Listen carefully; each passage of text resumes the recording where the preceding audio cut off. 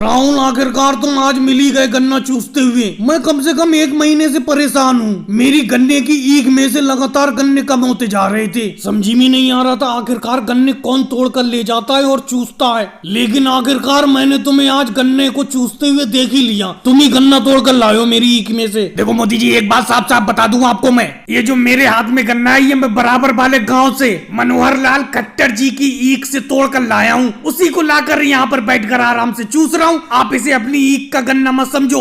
राहुल, इतना तो मैं अच्छी तरीके से जानता हूँ, ये मेरे गन्ने की खेत की यानी कि ईख का ही गन्ना है। योगी जी, आप कैसे मुस्कुरा रहे हो? आप क्यों नहीं बोल रहे हो कुछ? मोदी जी, मैं क्या बताऊँ, मैं तो ये बबूल की टहनी तोड़ कर लाया हूँ और उसी से दातुन कर रहा हूँ। जब मैं यहाँ पर आया था तो ये राहुल गन्ना चूस रहा था। मुझे ये पता थोड़ी है ये किसके ईख का गन्ना है। हाँ, मैं इतना जरूर कहूंगा, अगर ये तुम्हारे ईख से गन्ना तोड़ कर लाता है तो बहुत गलत करता है। योगी जी, क्या बताऊं, ये गन्ना तो मेरी ईख का है। वो तो ये राहुल कह रहा है कि मैं मनोहर लाल खट्टर जी की ईख से तोड़ के लाया हूँ। अखिलेश, तुम कैसे चुप हो?